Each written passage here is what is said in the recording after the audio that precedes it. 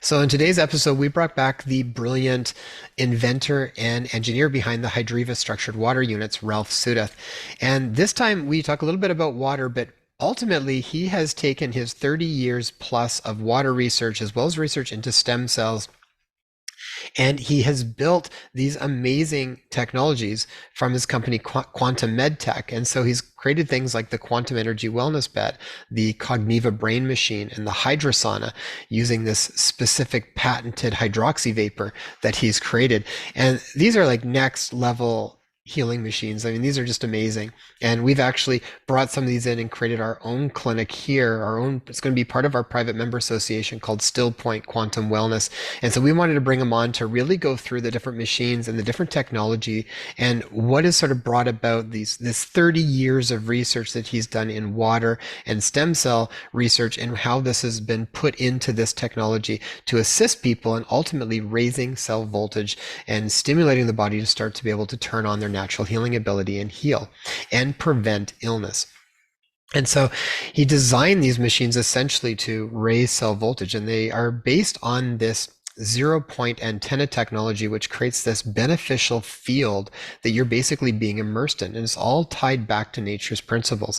So I wanted to get him on here to really share the information around that and help everybody understand a little bit more about what's going on. But when I think about the future of healthcare and the future of wellness, this is definitely part of where that is going. And it all breaks into quantum fields and frequency and vibration and light and sound, and incorporating all of these things in this perfect soup, basically, to just create the right environment for the bodies to start to heal.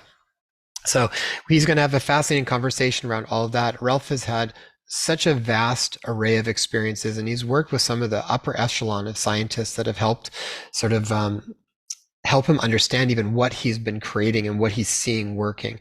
So we get to share all of that and some of his different stories that he's had. I feel like I could talk to Ralph for hours whenever we get on the call together. Also, we're going to be making some big changes with the podcast by the end of the year. So we are going to be moving out of the public into the private sector. So the only way you're going to have access to the full episodes is to be directly in contact with us. So if you have not yet, please make sure go to inspirehealthpodcast.com and join the mailing list so you hear all of the new updates and all of the new offerings that we're going to be having coming up very soon. So we're going to be creating our own private member association called Still Point Wellness. Actually, it's all going to be under Inspire Life is going to be the private member association.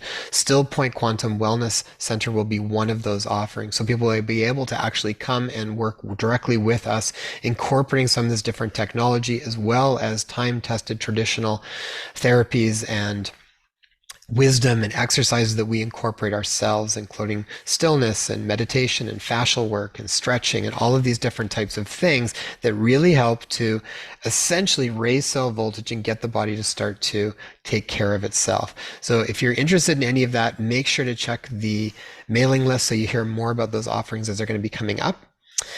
And I hope you guys enjoy this episode. It's incredibly fascinating to me where we are going and the type of technology that's coming out. I mean, there's beneficial technology that's coming out as well as there's a lot of detrimental technology. So knowing the difference, we even talk about some of that and how this technology is very different from a lot of other technology that might come across. All right, everybody. All the links will be in the show notes to check that stuff out, as well as we also have a few Hydreva units. I think we have about 6 or 7 Hydreva units still left. So if that is interest to you, I'll put a link where you can go directly to check out that too. Those are the structured water units that Ralph uses, and we've got them in our house and a number of other people that we've passed them along to. So check that out if you haven't. That's a game changer, I think, at a fundamental level. Having proper structured water in your body on a regular basis is essential for getting your natural healing abilities to start to kick in. All right, everybody, take care, and I will talk to you soon. Enjoy the episode.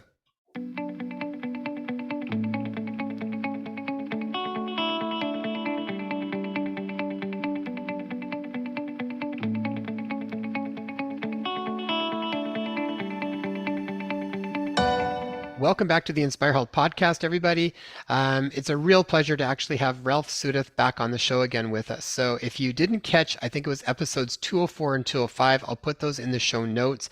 we did some amazing conversations with Ralph on water and structured water and the geometry of living water, and really fascinating conversations. And Ralph is the inventor and the engineer behind the Hydreva products, which are these advanced water systems that he's created. We've got them in our own house, and we've been selling them to different people over the last little while and had some really amazing results with it. It's a I think like the work when we talk to Ralph, I really feel like Ralph is like 50 to 100 years ahead of the game on the stuff that he's creating. And so those episodes we did before were more on water and specifically his Hydreva filters. But then what Ralph has been creating over the last while has been this absolutely futuristic next line in healing technology that we just had to have him on to share his experience with and share what he's offering to the world right now.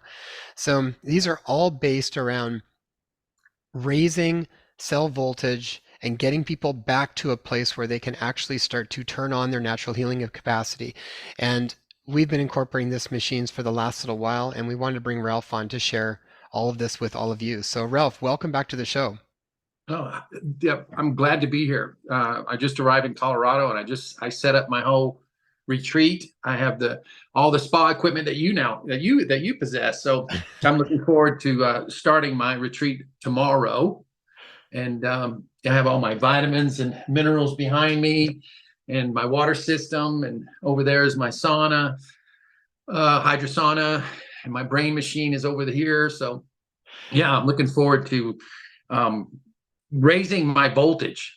Yeah, well, why don't we start with that? So we've had Dr. Jerry Tennant on this show before, and I'll put a link to that episode too, because he goes through the concept of voltage a lot.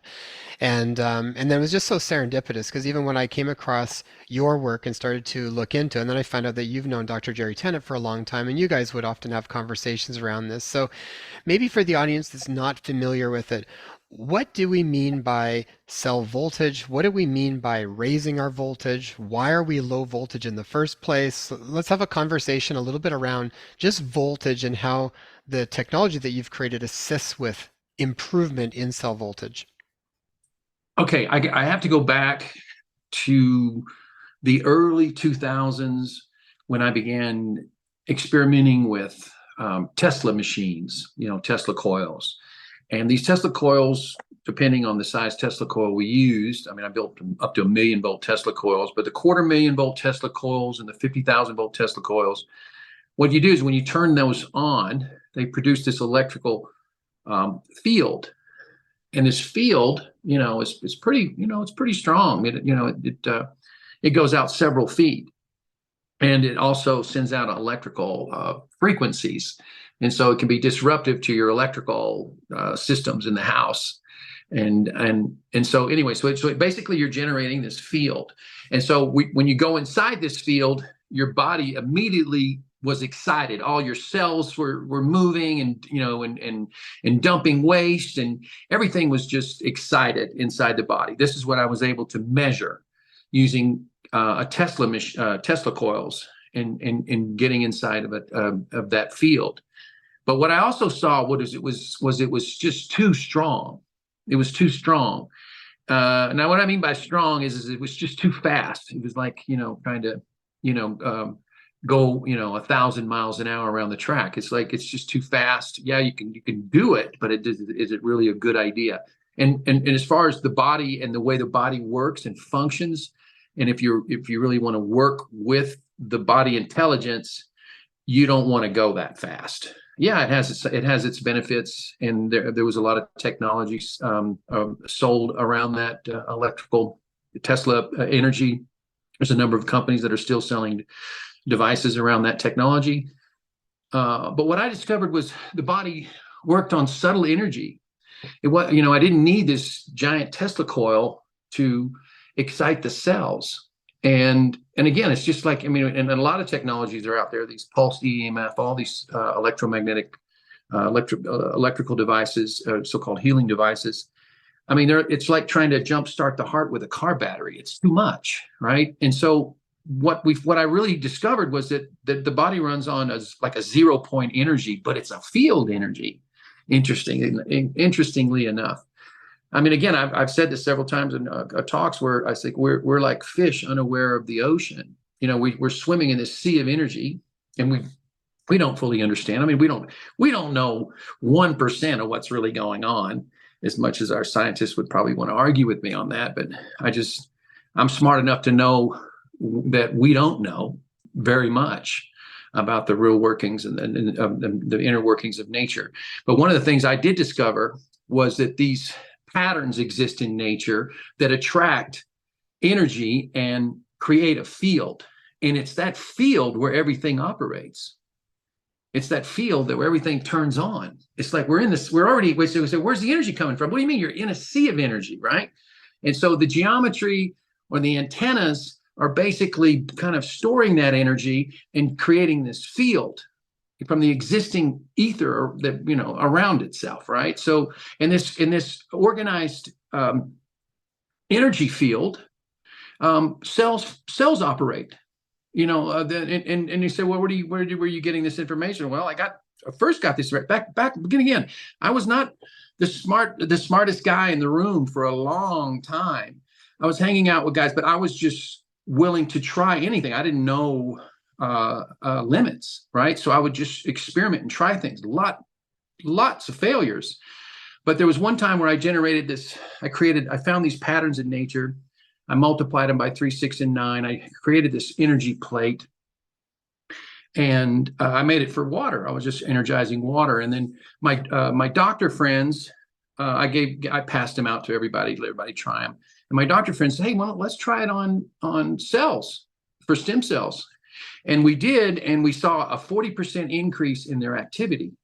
Well, that immediately, created a lot of questions. It's like, well, okay, well, how did that happen? The doctor said, well, you must have increased their voltage. So whatever that plate is doing, you increased their voltage. He said, because they're increased activity. And so that was a theory that was thrown out there first. And so immediately I said, well, why am I building these small little plates for the stem cell doctors and for, glasses of water? So I bought a used tanning bed, and I built my first quantum energy wellness bed. And it was through that where I learned that, yeah, I mean, if you're charging cells in a petri dish, why wouldn't you want to charge all the cells in the human body? And I got to see amazing things with that technology, doing the entire body. And so yeah, it's this field. The discovery. Everybody's like, well, what makes you different than all these other? I says, well, are they generating fields that I copied from nature, and I just amplified those natural fields is all I did. So I'm working with nature. I'm not trying to tell nature what to do, or I'm not trying to, enforce my will or my idea into the subject. I've really figured out that, follow nature. Everything's just follow nature. Nature's the greatest, wisest teacher there is. And I was able to duplicate a lot of the things that I saw in nature, including the way water purifies itself. And again, I took the ideas, and I've created a water system where we no longer need chemicals. And so that's exciting for me. That's really my most the technology I'm most proud of. Yeah, it's fascinating, and I mean, you can absolutely tell a difference. I know when we put it first in, the smell of chlorine disappeared almost immediately. You don't have to clean the showers nearly as often. The water just tastes different. It tastes lighter. And the one we've got now, because now we run the water through the filtration that we've got in the main plumbing, and then also that comes through the other one where we make the hydroxy vapor for the sauna, we can run through another filter, and it's just like the girls call it their power water now when we fill up their bottles. So they want It to fill is up their thing with their power water before they go to school. But Oh, you said, cool. yeah, you said some really important things, because when we did an open house here a little while ago, having people run through the different equipment to see how they felt. And I know some of these people are very sensitive people.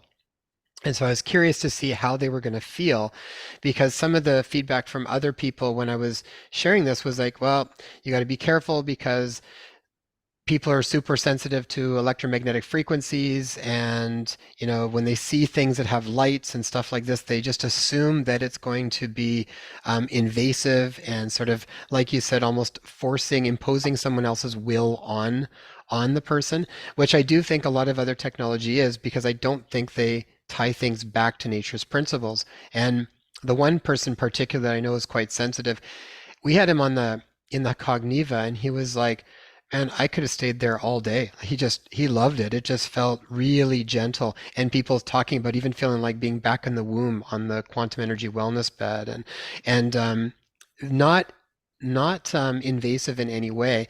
And I took a EMF reader when everything came, plugged everything in, turned everything on, and I went through, and it was like the EMF is low on all of it. Like it's almost like it's not even on for the most part. So you're really not getting a lot of that anyways. But for people that are have some apprehensions around technology that is plugged in, if it's got an electrical outlet, if they're sensitive to that, or if they've got bad experience with things like EMF radiation and Wi-Fi and some of that sort of stuff, how is your technology sort of different in that regard as far as those people that might be more worried about that or have had negative experiences in the past with different types of technology? Okay, yeah, I have to kind of take you down a rabbit hole a little bit, and then it becomes physics according to me.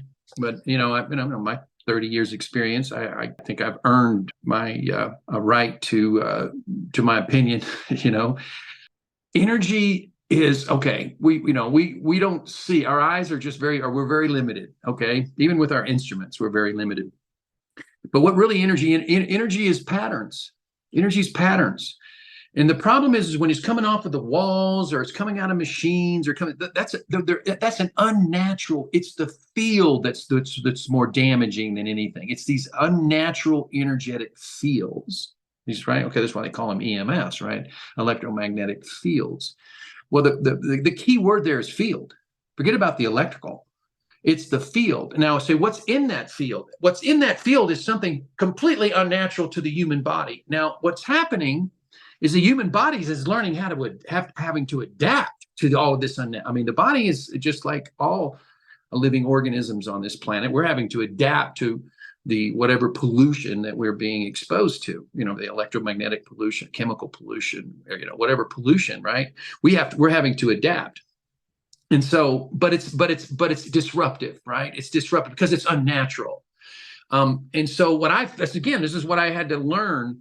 And it was the hardest thing to learn because I was a guy that was like, more must be better. Less can't be better than more, right? And so it turns out, no, actually less is more. And less meaning that the body will accept less. It receives less. It's open to less, meaning it's subtle. The body likes subtle energy. And I got to see the cells, and how they react in a strong electromagnetic field versus a very weak subtle energy field. Not it's an electromagnetic field, but it's a field. It's a light field. It's an etheric field. But when you actually are being able to watch cells move around and actively move, and you're going, well, wait a minute. There's no electrical energy. That's what the other thing. Where's the electrical energy that's pushing these guys? And there was no electrical energy. It was just a field.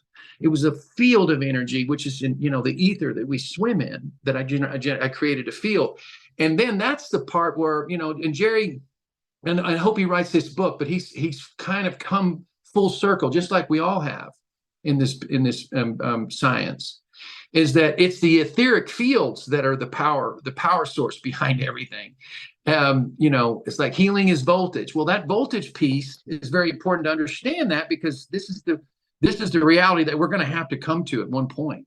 It's now or in the future. It's just the truth. And it's the truth that they kind of swept under the rug and kept quiet for many, many decades. And it's time now, with the rise of the pharmaceutical giant that we've created, that we understand the true nature of the human biology, right? And as I said many times, is that we're not drug or pharmaceutical deficient, right?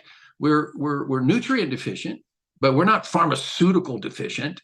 And so, solving our health issues with pharmaceuticals is just not a way forward for in the future. And the other thing that's finally becoming realized is that these pharmaceutical chemicals don't just disappear when they go in the toilet. They go right back into our environments, through the wastewater plants, but they go right back into the rivers, the lakes, and into the, right back into nature. And because they're synthetic, they don't break down very easily. And more importantly, most of these water supplies are recirculating their water treatment now. I mean, in other words, the wastewater treats the water and then it sends it right into the municipal water treatment plant, right? A lot more water treatment because of the population explosions that are happening. They're being forced to recycle our wastewater. And so what they're not able to take out, and this is just a fact,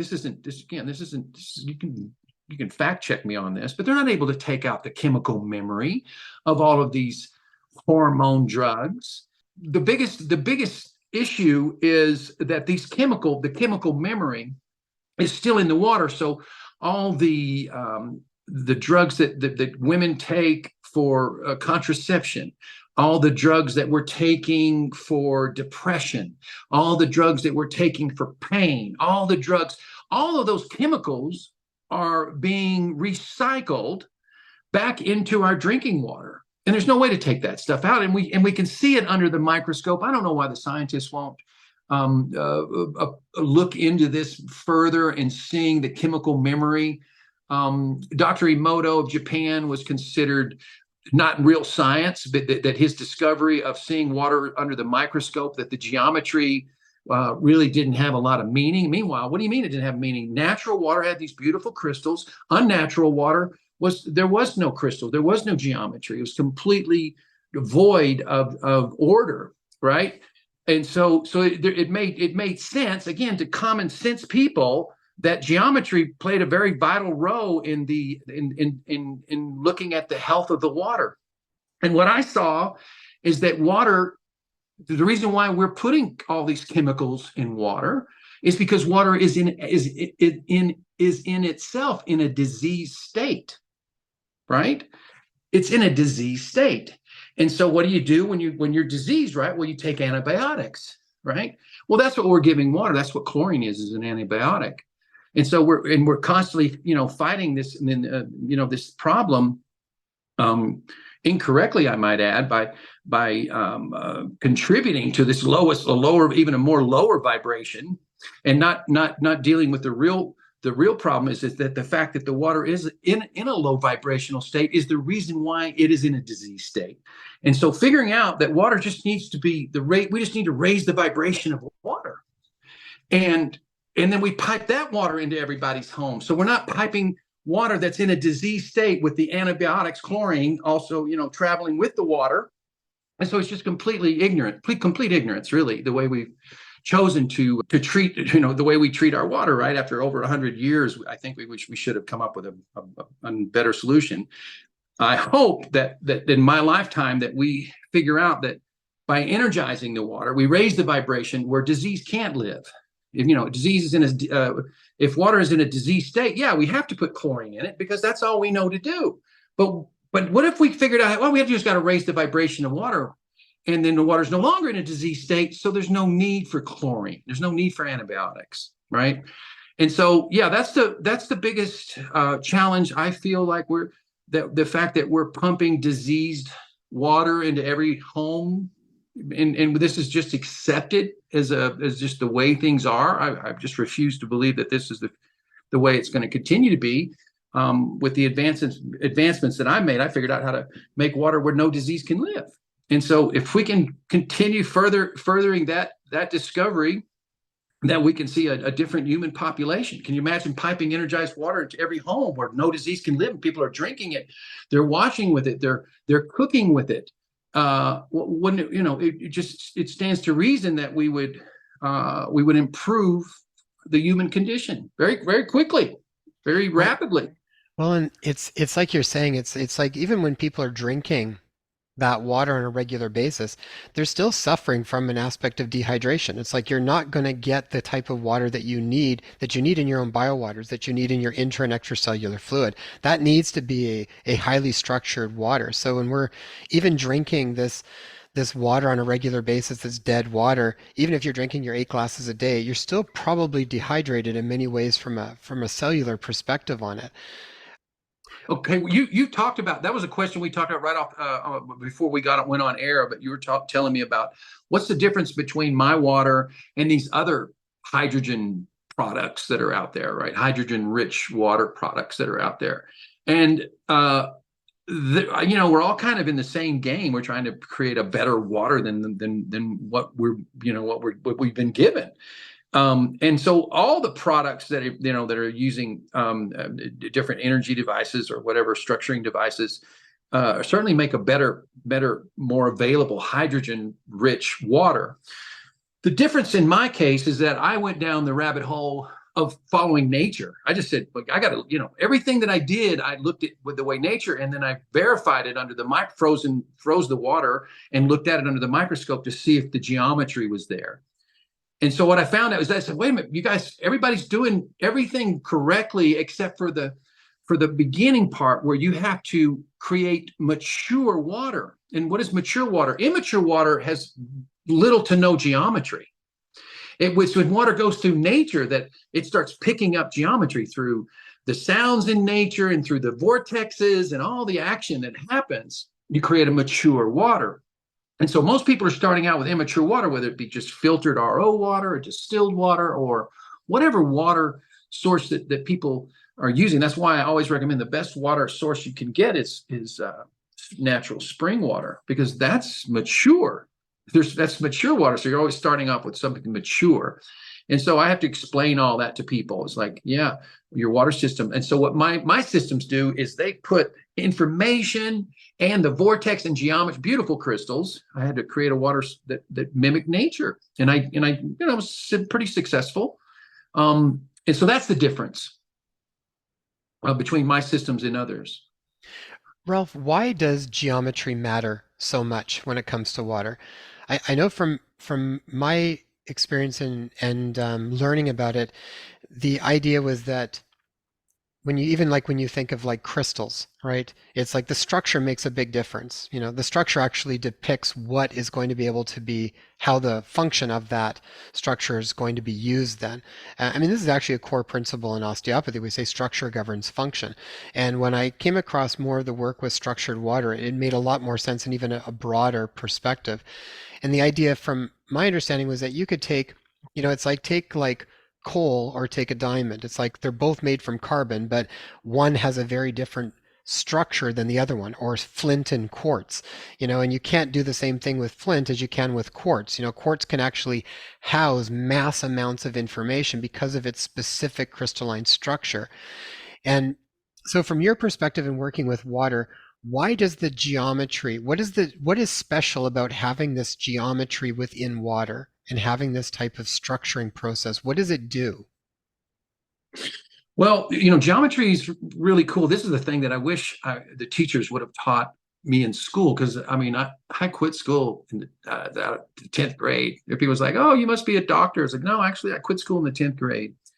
And the real reason I quit school, I had, maybe there's several reasons, but one of the reasons is I wasn't feeling like I was learning anything. And when I asked questions like, hey, teacher, why do I need to know algebra, or what's trigonometry? Where am I going to use this weird science that you're trying to teach us? I just want to know where this applies. And my response was, just shut up and do your homework or leave the class, right? Of course, I left the class, right? I went out and got my truck and and took off into the woods. And so I wish I had a teacher that would have explained that geometry is the language of God. It's the most important thing that we should know about nature is geometry. Geometry is everything. I mean, all our minerals are just carbon. And the only thing that separates them is their geometric structure. Gold is carbon, iron is carbon, lead is carbon. They're all carbon atoms. The only thing that makes them different is the geometry of these carbon atoms, right? So geometry is everything. That's what I had a teacher said, geometry is everything, you stupid kid. Now just shut up and pay attention. And I would have sat there and listened, and I would have loved the class. But yeah, I didn't get that that action. But I share this with everybody, and why geometry is so important, because it's the expression of nature. As imagine we're in this giant radiation field, right? The sun is this, electromagnetic nuclear reactor, that sends radiation throughout space and right onto this planet. And so it fills up the atmosphere that we live in. But more importantly, it fills up the geometry that's waiting for it, right? So now this light is now being trapped in this geometry, and that's where we create what they create vibration and thus frequency, right? And so that's why geometry is so important. That's why geometry is so important, and why we should pay close attention to it and recognize it, that this is nature's expression. That was beautiful. I like that analogy, or I like that description for it. For people that aren't as familiar with voltage, or they didn't see the episode with Dr. Jerry Tennant before, just so you guys get an idea that cells need a certain amount of voltage to work properly and to make new cells and to repair cells that are damaged. So we need to function between about minus 25 to minus 50 millivolts. And for the most part, people are all low in voltage. So, Ralph, what's your experience with that? Do you find anybody that's topped right up on voltage, or why are most people low in voltage? And what are some of the things that we can start to do to improve our voltage? Yes, that's a very, very good question. And it's a very long answer, because there's a lot of things that we can do to increase our voltage. One of the you remember I talked about I decided not to make facts, to make my discoveries facts, but merely clues. And one of the clues that I discovered, and there's several pieces to this, but and I don't know if we talked about this off air, but I'll go back to a story. After the Berlin Wall fell, the Russian scientist, several years after the Russian Wall fell, the Russian scientists created a conference. I can't remember if it was in Sweden or Norway or one of those countries over there. And there was some closed door meetings with certain groups of scientists in sharing their research, because they were looking for funding to continue their research. Well, one of the projects, my grandfather was invited in because he was a famous anatomy physiologist, Dr. James R. Lott.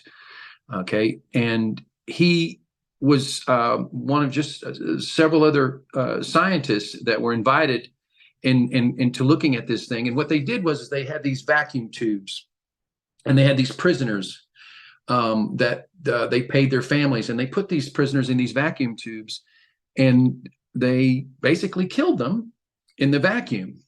But in the process, there was this light that was bouncing around inside the tube. Okay, now okay, I learned this in the early 90s, and it was a fascinating fact. The only thing that really happened is my grandfather started going to church after that. That was the first time my grandpa started going to church, because he was an agnostic. He wasn't going to go to church if he didn't believe it. But anyway, that was the one thing. I don't know if it was because my uncle began going to church, or his son. But all I know is that was the one change I saw in him. But for me, I was more fascinated. I go, what in the world is this ball of light bouncing around after the body? Right? Is this real? It's Russian. Who knows if it's real? I mean, you can't believe that, can you? But here's what's happened since. I got off into other technologies like pyramid technologies, and building these buildings and chambers that stored energy using building them like capacitors, right? Wilhelm Reich is a guy that we followed his research. But I created these buildings, and it takes time for these buildings to charge. So I used my Tesla coils to go inside the room so that I could quickly increase the charge of these rooms. So I didn't have to wait a year and a half for the building to naturally charge. But on one occasion, I accidentally reached over and was touching the wall while my electrical Tesla coil was going off. And of course, it was charging the walls. So I was being sort of electrocuted. But while I was being electrocuted, I saw these balls of light moving around the chamber. And it's like, okay, I'm hallucinating or whatever, who knows what. But all of a sudden, but my friend was there, and I'm saying, you're not going to believe what I'm seeing here. But I started to put my finger where the balls of light were, and they were moving away from my finger. And I was like, oh my God, they're conscious. And then my friend showed me pictures. He says, here's all the pictures I took of parties and things that, because we're up, 10,000 feet up in the Andes Mountains. And he's showing me pictures of these orbs that were in his photographs. And I said, oh yeah, they said that's some kind of a film thing. It's a film, that's in the film. He's like, that's not in the film. He said, I've been a professional photographer for 40 years. He said, these are things. And I go, my grandfather, and I told him the story about my grandfather coming back from this conference where he said these orbs were bouncing around. And so then I realized, so I came to this. So now now I come forward. So what if these bodies, which I believe wholeheartedly now, and by the way, I've muscle tested a lot of these. Do we have an orb inside? I challenge other people that do muscle testing to ask that question, right? But anyway, I've done my own research, and these are clues. I'm not basing anything on facts. But what if we are this machine? And when we do drop the bodies, and there is something that comes after, I think that would be a beautiful story, and a wonderful magical thing that these bodies are just that, machines. And so, we should know that these are machines, and we should respect the fact that these are machines, and keep our machines operating at their best, at their highest level, right? Wouldn't that be a new reality for us, right? For human beings to know that we're more than just these bodies. Okay, possibly. Again, I say possibly. Seeing the body for what I believe it is, it's a machine.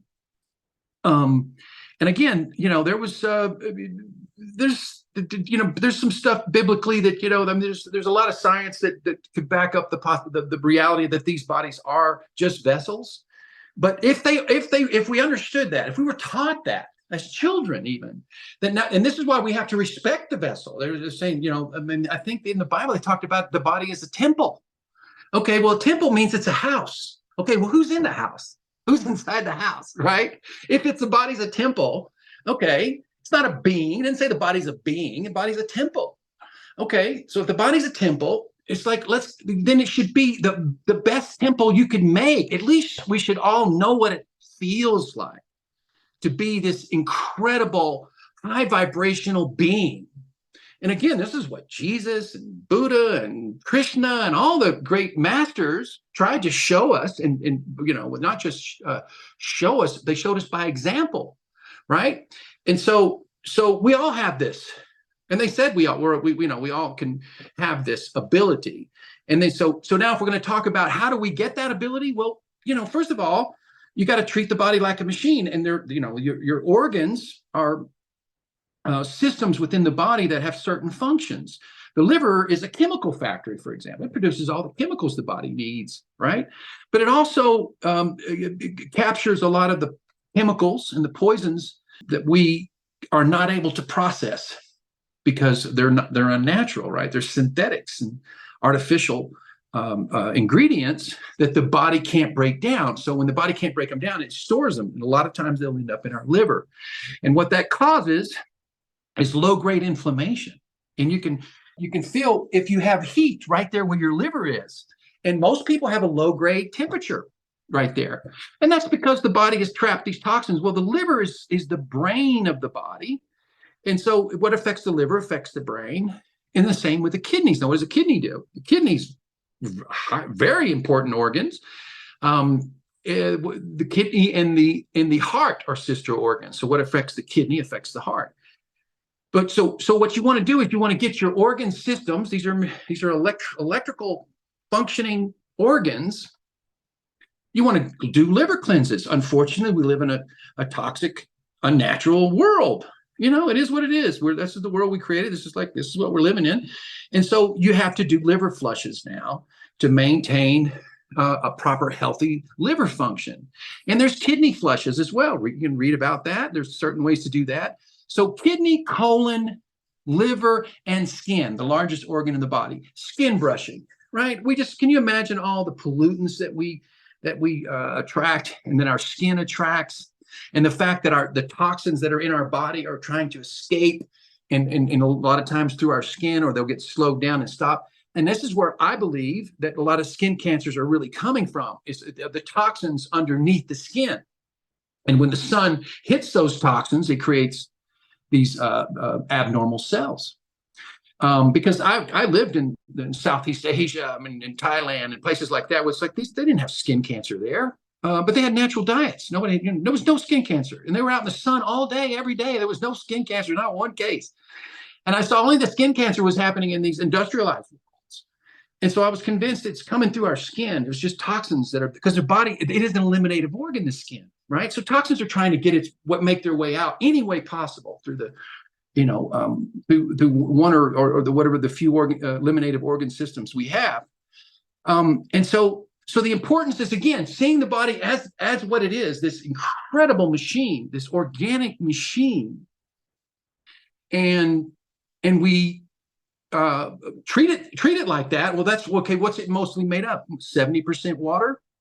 Okay, well, that's critical. So having the best quality water, the highest vibrational water, is just first on the checklist. Okay, and then you go, okay, what else? Okay, oil, because you're 20% oil, you're 70% water, 20% oil, 10% minerals and protein. Okay, so let's go down the checklist. Oil is super important, and the body will actually, when you take in new oil, healthy oils, it'll go through and take out the old oil and replace it with the new oils. There's literally, we can do an oil change, which is what we should be doing on ourselves. And that's it. How do you do an oil change? I said, you just put uncooked oils, olive oil, any kind of good oil. I mean, certain animal fats are good, and they're hearty oils if you can get them.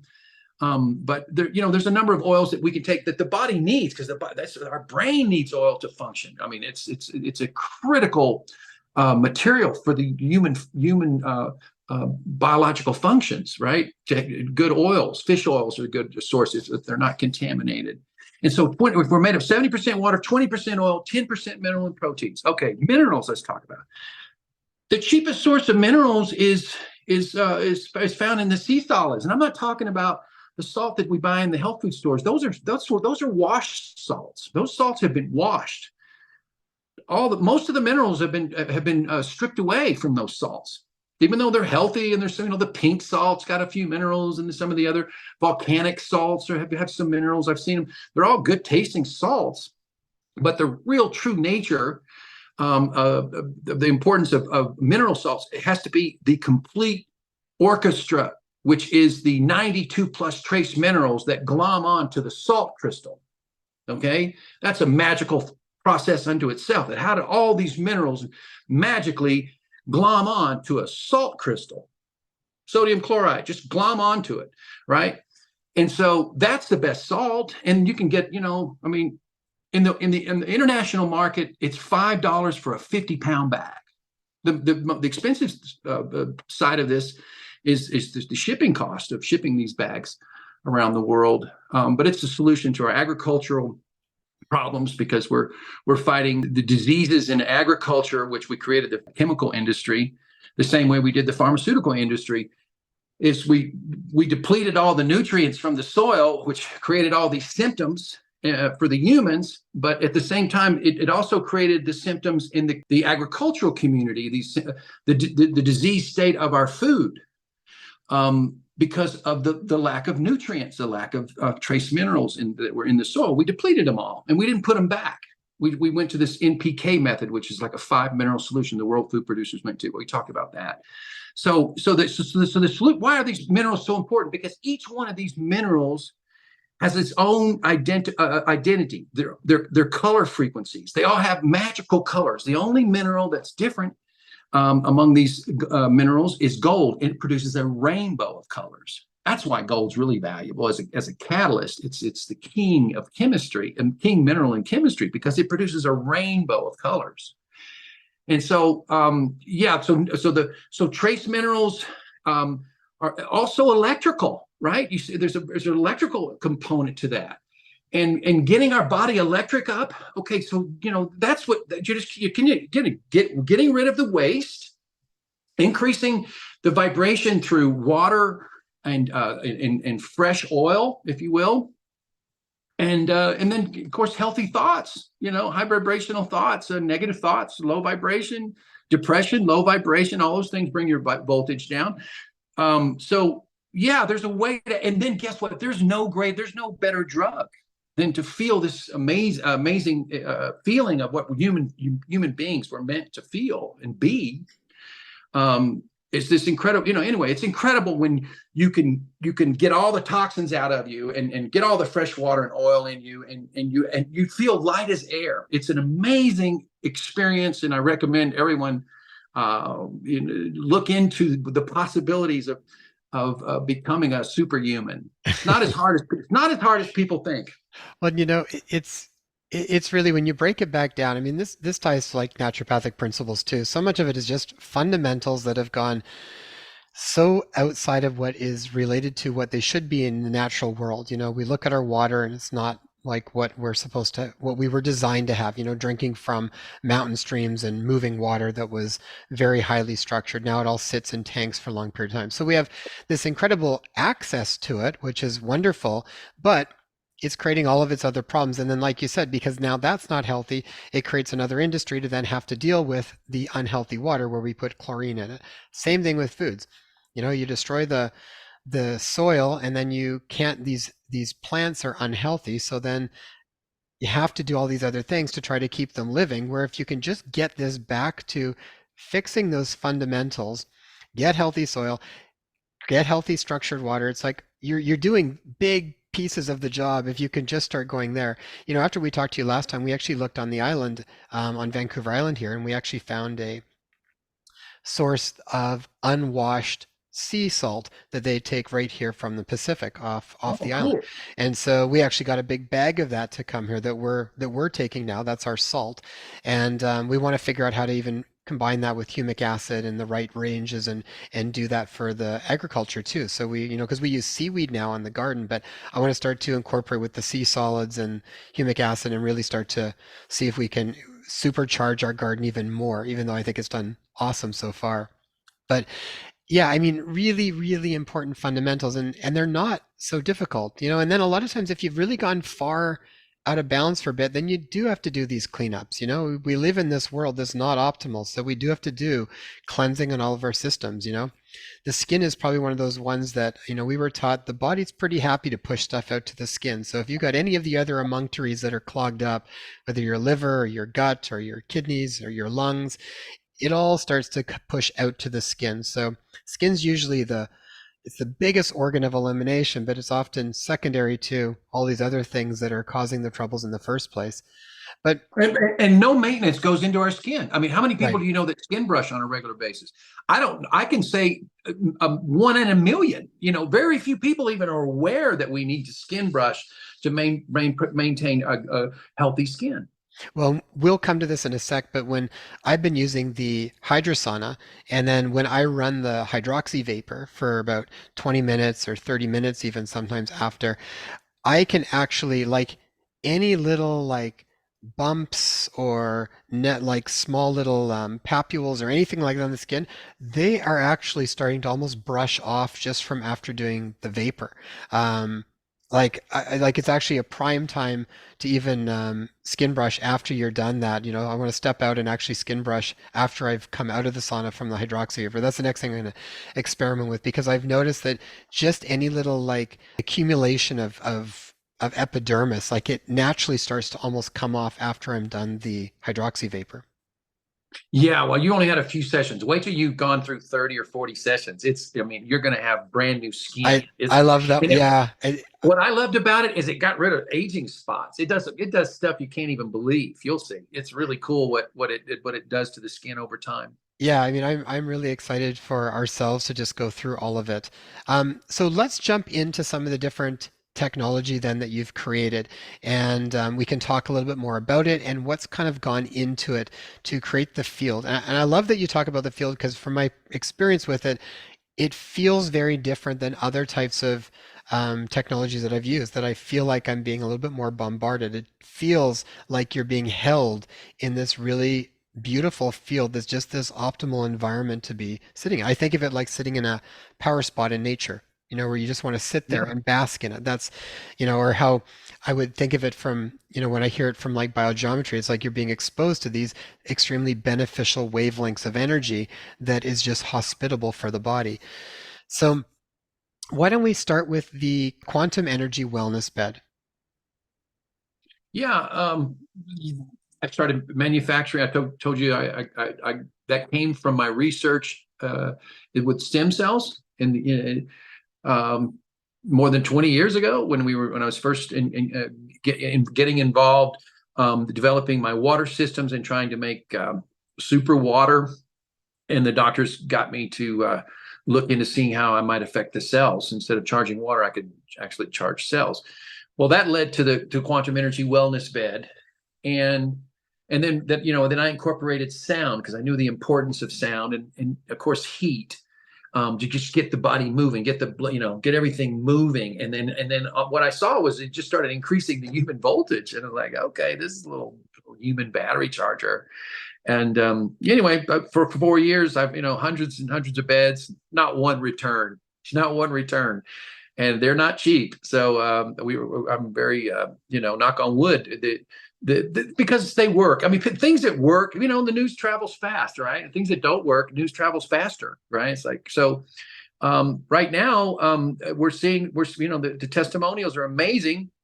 But again, the bed's not doing anything. The bed's not fixing anything. It's what it's doing is increasing the voltage. It's extremely important that we rely on the human intelligence. Now, not everybody's human intelligence is up to speed. And now, why is that? Okay, that goes back to the temple again. What's inside your temple? You got a bunch of garbage in your closets and all kinds of stuff. Well, that's interfering with your electrical potential. And so that's why I tell people, I said, look, if you got issues, this may be stirring things up because it's trying to eliminate, again, the importance of increasing the voltage. Yeah, the bed is shown that it's increasing the voltage slowly. Each time you get on it, your voltage increases slowly. But what the body's really relying on is the intelligence, and not everybody has that intelligence, and that up to speed. And why is that? It's because of all the toxins and accumulate from all the way starting from the vaccines they're giving our children that are got mercury and some of these unnatural synthetic chemicals that the body can't do anything with it. So it immediately stores in the tissue. So it immediately drops the voltage.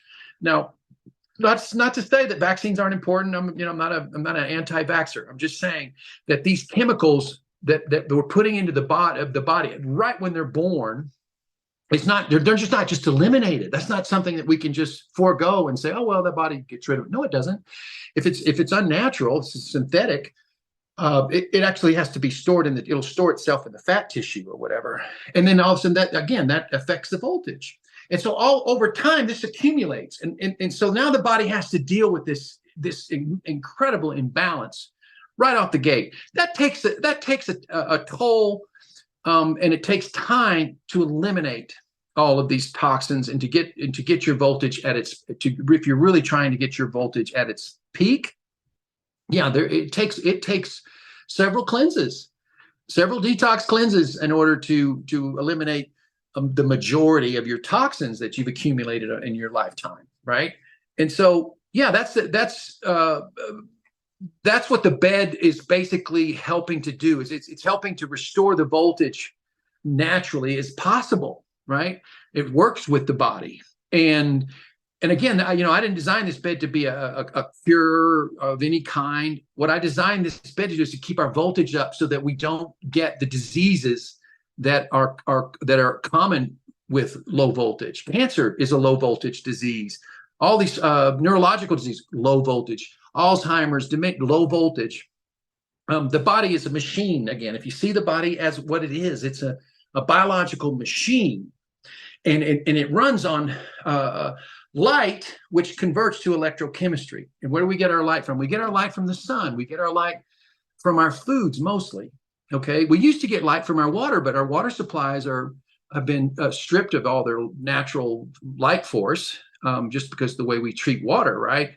And so it's not from straight out of the streams anymore. It's stored and de-energized. And so we don't get light from our water anymore. So we mostly get light from our foods. It's extracted from foods. And what are vegetables out there sitting out in the nature? What are they doing? They're absorbing all this light, right? And so when we eat, we're extracting that light, and that converts to electricity. So yeah, it's very important that we understand this is these fundamentals. These shouldn't be argumentative. These facts. These are not argumentative facts. They're fundamental truths. Yeah, they're just ones that aren't talked about as often, which is why we have these conversations so that people can start to hear it more. And then if you've got if you've got really high quality structuring within our biowaters, then we can absorb that light energy more effectively when we're getting it from the sun or when we're getting it from our foods, when we're getting it from healthy water. So this is when I'm sitting or when I'm lying down on the bed and my experience with it is I feel like it almost makes me think of a very gentle way. It's almost like when you see the cymatic plates and you're lying down there and you see the restructuring happen from different tones that are going into the sand or the salt, and all of a sudden they form these beautiful crystal patterns and this specific geometry.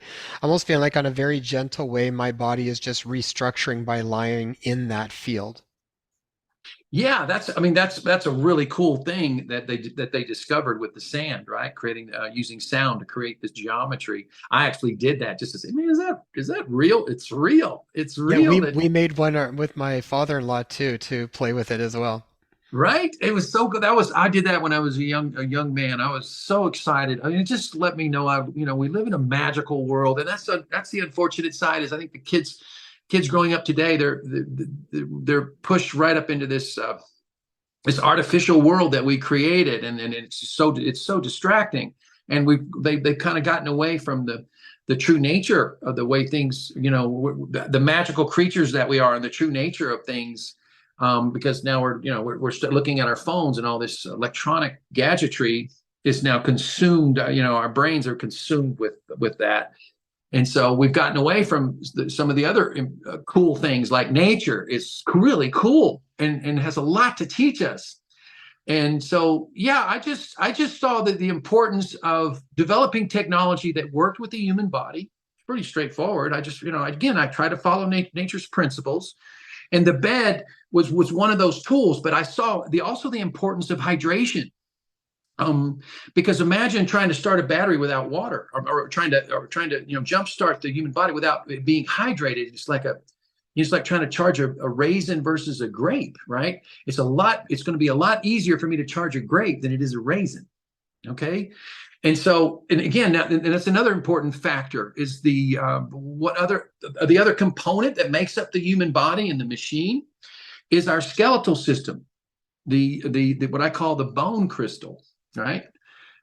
It's way more than what we've learned. Certainly didn't learn it in school. And I, by the way, I quit school in 10th grade. I spent millions of dollars on my education. I want to, qualify myself as a student, a life student. And I hired a lot of scientists and doctors and mentored under some of the greatest scientists of our time. So I put my time in after I left school and realized that, I didn't get the free education. I had to do the paid education.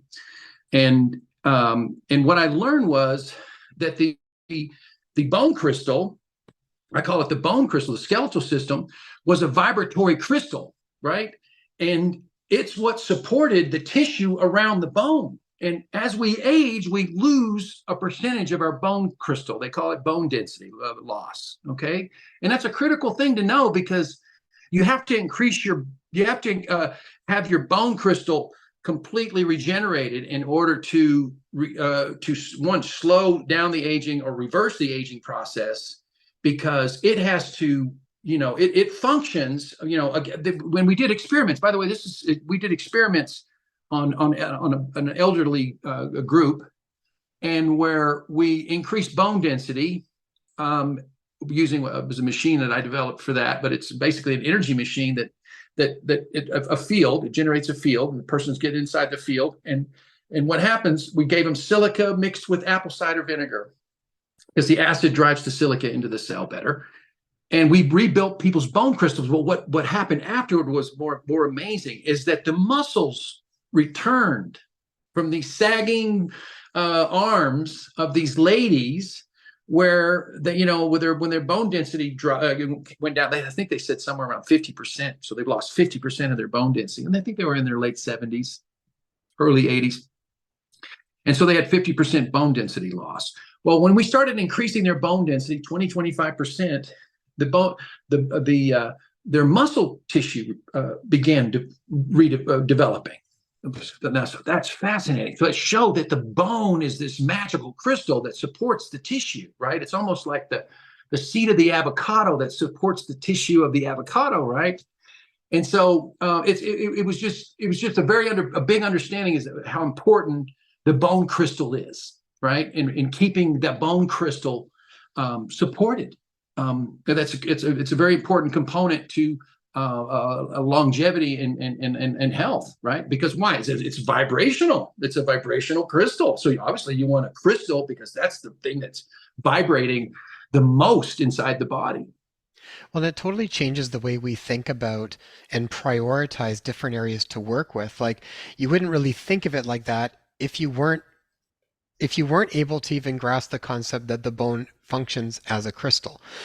And then when you start to think of it like that, now that changes the whole playing field. Everything you're looking at around that is going to be a little different. So then we can understand how working with it in that way could have all of these other effects and probably well beyond what we're even aware of. When we start to think about these these patterns of vibration that can take place in our waters as well as our bone crystals. Yeah, the other big bone piece is Absolutely. our and it's been proven now. I mean, if you read Dr. Tennett's books, but I've read other books in my younger days where the bone is the brain is also a radio receiver. It sends and receives signals, and we can send which validates the reality that prayer is not some superstition religious activity. It's actually science. It's scientific, we know that, and I've done enough research to validate that the prayers are actually real. They're real. It's a real thing. And so, but again, this is a radio receiver with crystal, right? Have you ever played with the early radios? You had to have a crystal inside the radio to make it work. So anyway, yeah, the bone crystal is a big piece to the puzzle, and it should not be overlooked. Ralph, let's chat about the brain machine that you've created. So the Cognyva. Maybe tell us a little bit about that and how that works. Okay, well, what's cool is I brought my my part of my system. I left the brain machine in the other room. I didn't want to bring it out, but you can show people pictures of it. But this is that speaker system that goes around your neck, and then these are the eyeglasses that I created. You basically watch this a movie, but my technology is built into the movie, and it actually transfers these patterns and frequencies into the brain, internally into the brain, while you're underneath my Cognyva Brain machine. So it's basically you're immersed in this field, right? In this field of natural energy. Everything's natural. No, I'm not trying to upset or go 1,000 miles an hour around the track. I'm going at 65, 75 miles around the track, very, very, very easily and calmly and cautious. And so it allows the brain to do its, gives it the at the speed that the brain would prefer to operate on, right? And then again, most of the people that are out there, they're trying to come up with a drug. If there was a drug that they could figure out how to get rid of inflammation in the brain, it would be worth $100 billion.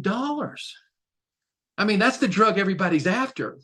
Well, why do you need a drug when you can generate a field that you can put your brain in that increases the voltage, which naturally gets rid of the brain? Because brain inflammation, well, when it becomes chronic, and that's where the disease symptoms come from after the chronic inflammation, is a low voltage problem. So my brain machine, when you put it over your head and you're immersed with the sound and the glasses and you're inside this field, your voltage goes up in your brain. And so I'm getting rid of a lot of brain disease symptoms. I'll just put it that way. And it's fascinating. But I did it. I saw it as just a way to help people have better brains. I see the importance right now more than ever because the world's going crazy, and I just feel like we gotta step up ways to improve human conditions, in every way, and making better humans. Because I feel like there's a lot of low vibrational activity going on, right? And so we have to raise the vibration in the way that individually, individually. And this is one of the cool things that I love my Cognyva Brain machine, because it just gives you better brain power, which really allows you access to more opportunity, more information, because your brain is this incredible computer. And I feel like it just increases your electronic computer functions, right? I'm sure there's some computer technology references that I'm not aware of, but it just makes you have a smarter, better brain. That, by the way, that was always there, but we just didn't know how to access it or light it up. Yeah, or it's also been kind of dampened down by being bombarded by so many things that are not supportive for it. Yeah. We just opened up our Still Point Quantum Wellness Center here, and we were doing a open house where we were letting people experience, their friends and family, letting them experience some of the different technology. And I just want to read one of the things here. So what people were doing was basically spending part of the time on the Cogniva, part of the time on the quantum energy wellness bed, back and forth. And this one lady, she said, I'm blown away by the immediacy of the results. I've been wrestling with various health issues throughout the years. I've tried so many supplements and other healing modalities, but nothing compares to this technology. For years, I have struggled to keep up with the demands of my life, feeling completely depleted and devoid of energy. I've been running on empty for so long, and I could barely function. My thinking had become so foggy, and my body felt heavy and exhausted. Mentally, I felt anxious and overwhelmed because I didn't have the energy to keep up with my work and the demands of parenthood. I felt like a shell of myself walking through life, and in the days leading up to my treatment had become quite resigned and was feeling hopeless and depressed. The treatment was relaxing and gentle. Jason and Taya have a natural healing presence. They were so thoughtful and added many personal touches to the treatment. I really felt held and deeply cared for. To my surprise, I felt better immediately after. I was more energetic and could think clearly. Last night I slept better than I have in years. I normally wake up feeling anxious and depressed, but this morning I felt balanced and content. I went the entire day without feeling stressed and overwhelmed, which is my usual baseline. I easily completed all of the tasks I needed to tend to that day and so much more. Not only that, I actually enjoyed doing all of it because I felt like I was in a meditative state which lasted the whole day. I felt more embodied than I ever had and was able to be present and enjoy my time with my family. I feel truly alive and like the purest version of myself. I can't wait to try it again. Beyond grateful for this experience. That was just one treatment from the Wow. person that had that experience. So she had a really profound experience. I think a lot of stuff came up when she was going through that um, and after. But we had about 8 people run through everything, and the feedback so far has been really, really amazing. Yeah, it's cool. It's cool. That those types of stories come from people that their voltage is so low that the fact that it just improved it by 10 or 20% is a phenomenal feeling, because their voltage has been so low for so long. So those are the ones that get the greatest benefit, right? But as your voltage goes up, your improvements seem a little more minimal. But still, what I loved about it is it's not something.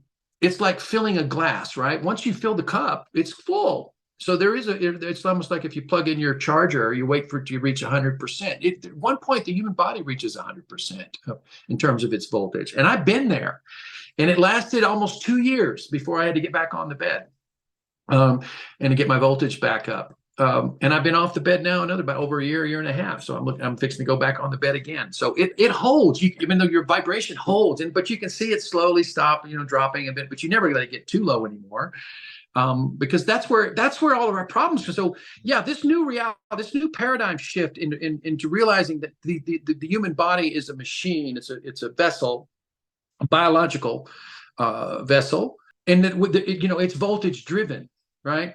So we don't need more drugs.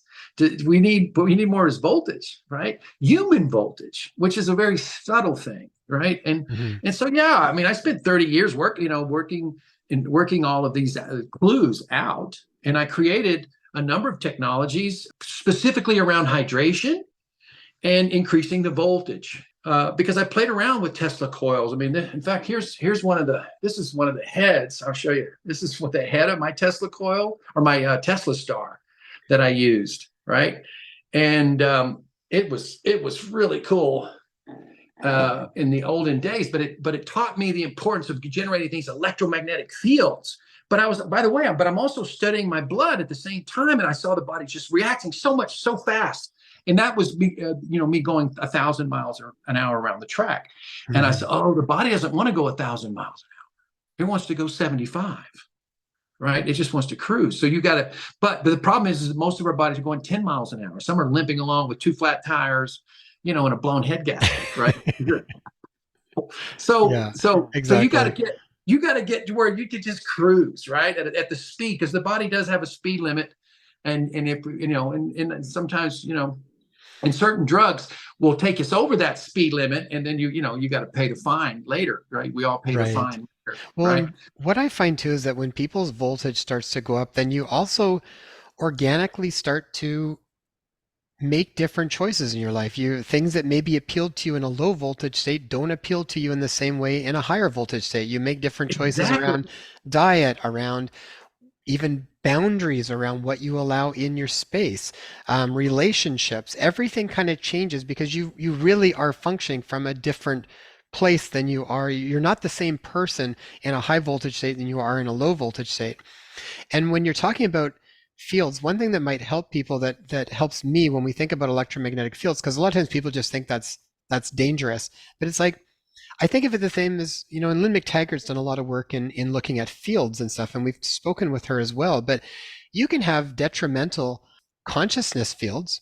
You could be in a field of fear, and that's going to be really destructive on the body for a long period of time. Or you could be in a field of integrity, or a field of courage, or a field of love, and that's going to have a different complete effect on your body. So all of these fields are the environment that we are sort of being immersed in, and they can be beneficial or not beneficial depending on what you're putting into them. Yeah, it's so. But again, we're all learning. I mean, we're all figuring it out.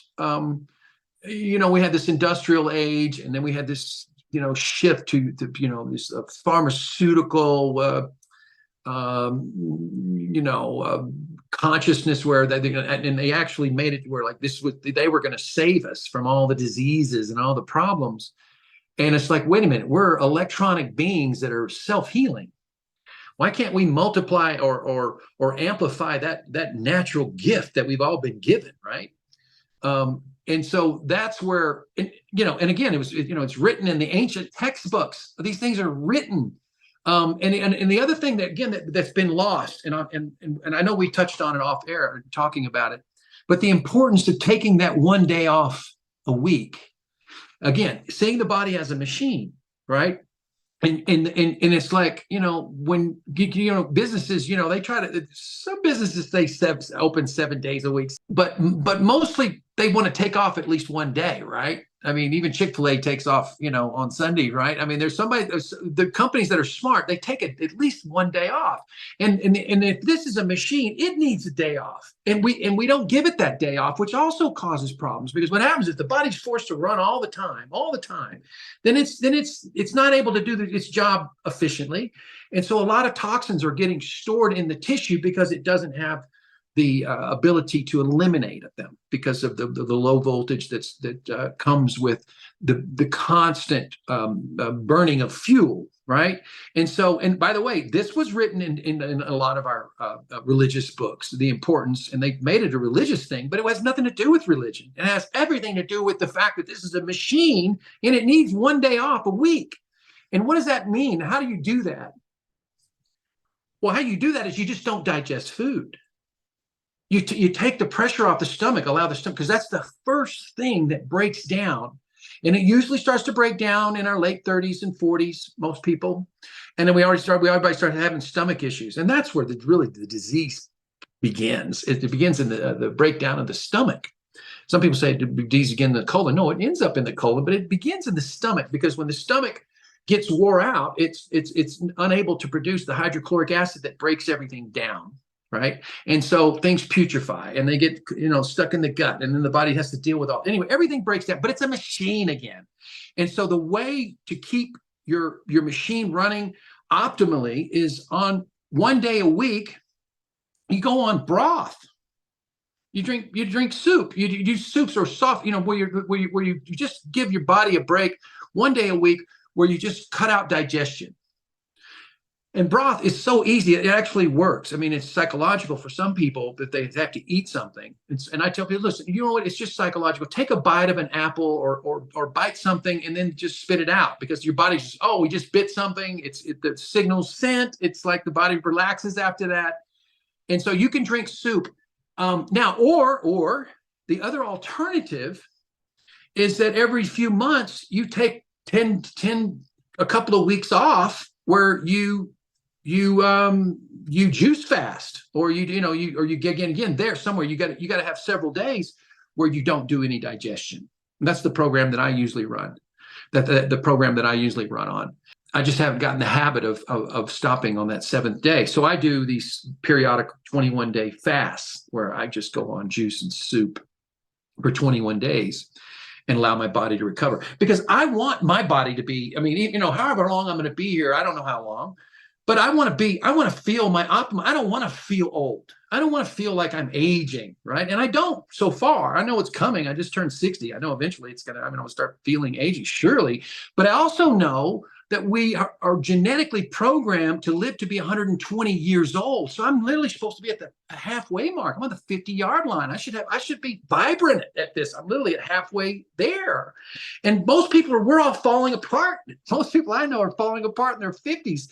Forget about their 60s and 70s, And I don't want to end up in the coffee shop like my grandpa, talking about my symptoms and what doctor appointments I'm going to be going to. I don't want to have that experience. I don't even want to know what that's like. So yeah, that's not being superhuman.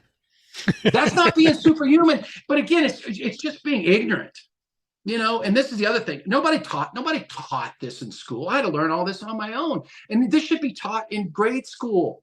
That what our bodies are. It should be all taught, but it's not. And just like reevaluating how we do stuff. It's like when you're saying take a day off. It's like even when it comes to work, people are go, go, go all the time. And then with technology, they can be on it all the time too. So it's like people don't really get a break.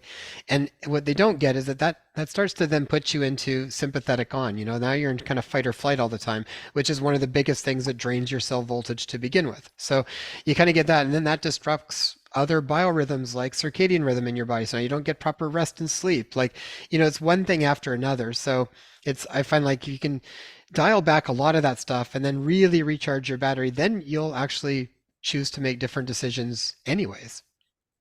Yeah. Again, this thing we've got that's really depression and all these things that we're talking about now that human beings are suffering. Low voltage, depression's low voltage. All these things are low voltage, and our bodies aren't meant to be going through these symptoms. We weren't designed for this. We created the environment that allows for these symptoms. We created these. I've lived in the natural world for more than half my adult life. I've lived in the Far East, in the South Pacific, in the jungles of the South Pacific, and the Amazon. And I spent over 18 years in the jungles of the natural world, and I've seen. It's like, wow, the intelligence, right? The intelligence in the natural world. And I saw, okay, so wow, this is way better than the artificial world that we got. It's vibrationally it's just completely different. But if we're going to live in this world, this so-called unnatural world, this modern world that we created, then yeah, that's why these tools to keep our voltage up. So that we can have this incredible biofield, so that we can resist the electronic EMFs that are coming off of the computer that I got here, and the lights that are above me. All these are radiating a certain EMF, a certain electromagnetic field, right? They're just naturally doing it. And guess what? It's attracted to us. We're actually pulling it in like a positive negative charge. We're pulling it into us and we're absorbing it. And what it does is it exhausts our cells and our biological systems. It's why? Because it's unnatural. So it's like you're putting 24 volts in a 12-volt system. We're burning them. We're burning it up. That's why the importance of grounding is become so popular, right? Because we can discharge all that excess EMF. Yeah, absolutely. We were out just changing some of the lights in here too. Like, I mean, a lot of times people don't realize, like you'd mentioned lights, but it's like, I think of junk lighting just the same as junk food, same sort of thing. It affects your body in dramatic ways. So, and the push for everything is always because it's a little more efficient and it's a little more cheaper. So you move to LED lights and all these things, but it's like they're all just destructive for your health. And if you actually just like have a feeling of what's the difference between, even like an older incandescent light versus an LED light, it feels very different on your nervous system, just having them there. It's like having candlelight versus having this white LED light. Just slow down and just even see what the sensation is like in your body when you're around it, especially in the evening when you're naturally trying to wind your nervous system back down. A lot of these things rev it back up again. So, you know, again, not hard things. They're actually not hard things to make changes. But if you do adjust some of that stuff, you also can minimize the load on the body while at the same time doing these other things that we're talking about to increase your overall voltage. Ralph, I want to talk about the Hydra Sauna. Tell us about that one. That's I mean, I love all of them, but the Hydra sauna is really fun because I love saunas anyways. There's so much research to support how beneficial saunas are and infrared saunas. So you've got all of that in there, plus a whole bunch of other stuff that's all tied in your patented 0 point scalar antenna field that's being created. If you can talk a little bit about that too. And then the hydroxy vapor. Let's talk a little bit about that because you've got a bunch of things in the sauna that's really takes your sauna experience to the next level. Yeah, I told everybody, it says, what's the one thing you'd want over, you would, if I had a choice? I said, the Hydra Sauna is the best one. And he said, well, how come? It's just because, I don't know. It's like, well, first of all, you're in this far infrared thing, you heat up, right? Naturally. And it's kind of mild, isn't it? It's not even a real disruptive sort of heat. It's very friendly. Yeah. Because I've altered the far infrared. I put my field technology built into the far infrared system, so it's natural to the body. Again, all these things we don't see these field things that are like coming off the electronic lights or all these electronics that they're putting out unnatural fields, right? And so that's automatically disruptive. But nature knows nature. They know it's, again, this is a multi-billion-year-old system that they've had a lot of time to think about it and evolve, right? So we're just coming in and saying, we're just going to do it this way, and this is the way we're going to have to, live with it. And just, but no, actually, so I followed nature's principles in my Hydra Sauna and created this incredible experience. Now, what I loved about it is after you open up the pores, right? You heat up, you naturally open up the pores, and there's a lot going on. There's sound. You got the sound system hooked up, and you got the sound going on as well in the chamber. Oh yeah, we got everything on it now. It's all decked out. It's all decked out. Okay, and then you hit the vapor machine, the hydroxy vapor machine. Okay, now you're coating your body with this supercharged vapor, right? So it's just basically charged H2O, right? But it's also structured, which is, again, this is why I separate myself from these other guys, because they don't add that natural principle. And the understanding that the water, is a subtle energy substance that you have to, find that balance. But I found that balance, and I created this structured, energized hydroxy vapor that now coats you, like if you were in the Amazon forest or jungle, right? And so now you're being coated with this charged, intelligent vapor that coats your skin. And because it's liquid energy now, well, it goes to work on your skin. It got rid of a lot of age spots for me when I first, my first thing I noticed on them. And because why? Because what are age spots? That's damaged tissue. Those are damaged cells. And so what the energy does is it just replaces the damaged cells to make some normal cells, a lot like the way aloe vera works. So anyway, the hydroxy vapor, I'm really having to look at creating a machine that just does that. I've just made them for the Hydra Saunas, but everybody wants the hydroxy vapor, right? That's what everybody's after. And what's really cool, I'll tell you why I really love it. A lot of my friends smoke, like everything.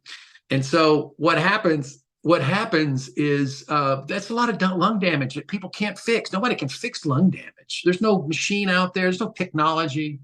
I mean, they have the Native Americans have this thing that's called the lung cleanse, where you sip this herbal tea and smoke and cough, and you sip the herbal tea, smoke and cough, and then you wake up in the morning, all this black tar starts coming up out of you. So it's a really cool thing I learned from the Native Americans, this lung cleanse. But what this vapor does is it hydrates the tissue all the way down into the lungs, right? So you're breathing in this charged vapor, and what it does, it starts cleaning your lungs. It starts cleaning like a solvent. And so that's the real great value, is people that are struggling with breathing issues. Big problem that, like, this is turning into a big. My mom walked around with an oxygen tank for the last 5 years of her life. And I know, and some of my best friends are in their the late 70s and 80s are having breathing issues, right? And a lot of it's because they're living in polluted cities and their air quality sucks. But breathing issues are a big problem now. I mean, probably not a big problem on Vancouver Island, but they're a big problem in some of the major cities, and in general, it's a big problem. So I saw how amazing it was for my smoker friends who said, "Man, I could feel the air hit my lungs." It's like, and that was just after 2 or 3 treatments, where the vapor is going in and actually healing the tissue. I don't know if it's healing tissue. It seems to be healing the tissue, and maybe what it's really doing is hydrating the tissue, right? And maybe all of these problems are occurring because of the dehydration. I don't know. I honestly don't know what's going on. Well, and you're going to have some natural strong antioxidant effects from the hydrogen ions and the hydroxy ions that are going to be on there, and anti-inflammatory effects. So you're probably getting some of that that's all going on too. I grew up having really, really bad asthma. Like, I would end up in the hospital in the oxygen tent as a kid many times from having very bad asthma attacks, and very allergic to certain animals like horses, and cats were probably the worst. And and what's really funny is, over the years, I think as my health improved, as I started to really focus on voltage over the last 15 years and raise my cell voltage, it's dramatically improved. But to the point that we recently actually just got a pet cat for the house, which astounds my parents, because they never thought they would ever see the day that I would actually be able to hold a cat. And what we found is, when we got that, I started to notice like some heaviness in my breathing when we started to bring the cat. Not nearly as bad as it would have been, but where I could start to feel like the asthma kind of grabbing a little bit, because I was really, really sensitive to cats. Anyways, I've been doing the hydroxy vapor and doing the sauna, and I can tell you, over the last week, it's actually totally lifted at the moment. So I'm not sure if that's coincidental or what's going on, but I'm going to keep on doing that and see how it is in my experiment myself with the cat, and noticing that I haven't had any sort of tension or tightness in the chest since starting to incorporate that. So it makes sense to me that that would be playing a part in the whole support of just any kind of inflammation that would be building up in the lungs. Yeah, because that's an inflammatory condition, right? Asthma. So absolutely, yeah. So that's what makes the hydroxy vapor I mean, I got to come up with a machine where it doesn't, you don't have to get a Hydra Sauna to get it, because everybody loves the hydroxy vapor, and it's doing so much for so many people. But I only built them for the Hydra Sauna currently. But I've been talked into building, and I'll get on that next year after I finish my my carbonic acid bath, and I got a couple other things that are in front of it. But I see the importance of giving people this tool because again, breathing is a big problem. Turns out I didn't realize how big a problem it is because I mostly spent most of my time, in the Andes and the Amazon where breathing is not a problem. But when I come back home, I said, man, the air here sucks. In Dallas, I was breathing 50% of my capacity, and Well, so I it's was like, also like being able to breathe it in, like so the whole benefit of nebulizing things, whenever you can break it down into this fine mist and breathe it in, it's also a really fast administration route for that therapy. So even what it's going to do for the lungs, but also you're able to bring that into the body. So I think, as much as for lung conditions, but I think just for overall, like for even just as a tool for raising voltage and for increasing energy in the body, I think that it's got a lot of potential. yeah, I'm still on the fence on because everybody said, well, what do you think's happening? I think that's the hydration. I think a lot of the issues around the breathing is dehydrated tissue. And this vapor, this hydroxy vapor, hydrates. And what does that do? Immediately kicks in the electrical system because hydration automatically kicks up your electrical, right? Your voltage.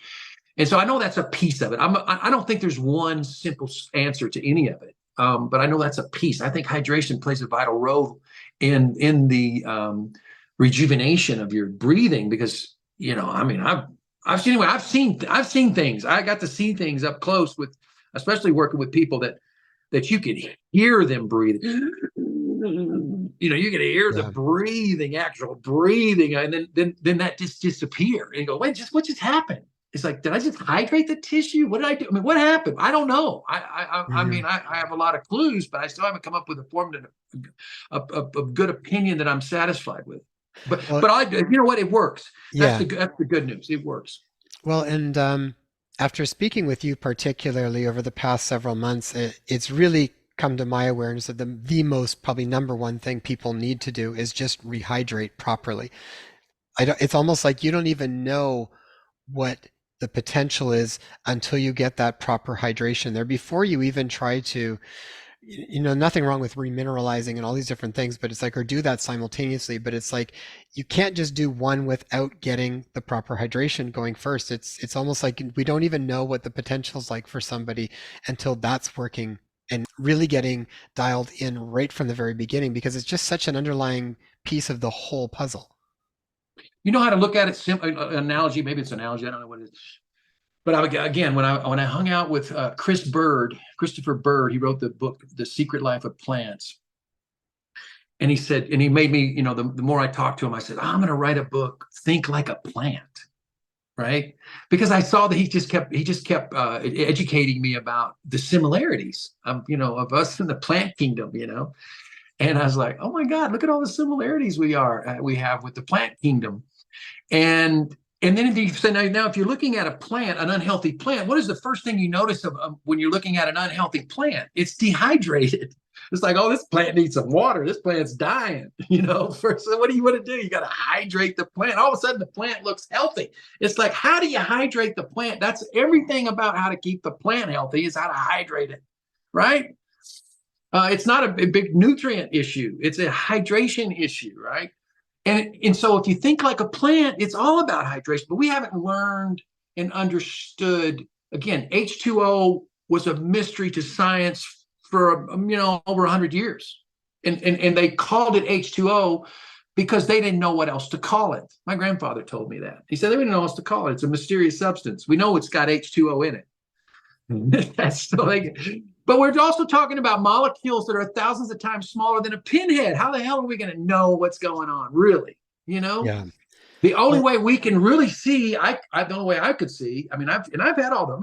Electron microscopes. I've been around some of the great microscopes, but the way we're really able to see water, to me, that it expresses itself the way we should look at water is when we freeze water and take a photograph and see the geometry or the lack of geometry, right? mhm. And so that's the closest thing I think is to being able to really fully understand water, is the work that Dr. Emoto did. I think that was the most captivating too. It's sort of the most like I remember when I first saw that years and years ago. And I remember looking at it, and this was being presented in one of the classes I was doing actually in naturopathic medicine. And I remember looking around thinking like, this is a huge, huge thing. And most of the people were just kind of going about their business, doing stuff. But that struck me as being incredibly important. And the work that just how in your face it was to see something like that. I mean, it was really magical. It really was quite magical. Well, and then even as we're learning more about water, it's like, and I think this is going to come out more and more as we move along, but even like they talk about with DNA, and it's like you've got, 10,000 plus water molecules around every strand of DNA, and the structuring process is actually informing the DNA. So when we talk about all these different things to do with DNA, and we talk about sort of the nutrition for it, it's like again, I think it comes back like let's do the water first and see what opens up and what happens by just having really good quality structured waters that we're taking in and really good quality structured biowaters within our bodies. Yeah, Gerald Pollack wrote a great book, the fourth phase of water, and it's like, what is the fourth phase? You have liquids, solids, gas, right? Vapor is a gas, and then you have this other thing. It's like, what's this other thing? This other thing is what we're doing now. We're making Yeah. the hydroxy vapor. We're charged with structured water. It's a mysterious substance now. Nobody can really put their finger on what's really going on, but it's a magical energetic substance, and it's really neat. But that's what this hydroxy vapor is, and all these so-called energized waters, if they do it properly, is this fourth phase of water. Yeah, I love it. I find it super fascinating. Ralph, we'll have to bring you back when you've got the other stuff. I know you're working on the carbonic acid bath and the Tesla star technology, so maybe we'll do another one at some point when that's ready to go so people can learn a little bit about that. Yeah. For now, where would be the best place that people can learn about the technology that you're offering and where they can actually access and learn a bit more about it? Yeah, well, people like we got this thing, a locator map where people can access, where to find the spa equipment, right? So yeah, go to raiseyourvoltage.us. Just raiseyourvoltage.us, and I end up making because I can say, hey, everybody just got to raise your voltage. Maybe just raise your voltage. I just kept saying raise your voltage, so I got raiseyourvoltage.us. Everybody's like, well, hopefully they understand this is human voltage, right? I'm just talking about raising the human voltage. And what a wonderful, magical world we would live in if we would all just raise our voltage, right? Because humans are amazing when our voltage is high. We have incredible superhuman characteristics come out that we didn't realize we possessed, and you can't know that until you raise your voltage, right? And the feeling, the bliss that you feel when your voltage is high. And so I just think that we need a certain percentage of humanity that needs to be on this track. And so I'm providing the tools that can get us there. Well, and that totally is in alignment with creating New Earth, a collaborative mission. So imagine what New Earth would look like with everybody functioning at their fullest potential, being all charged up, literally from subhuman to superhuman, as you've mentioned before, Ralph. Um, Yeah. I'm going to put the links for that in the show notes so people can learn more about your work. And we will do this again soon, I think, my friend. It's always a pleasure to chat with you. Thanks so much. Same here. Same here. Cheers.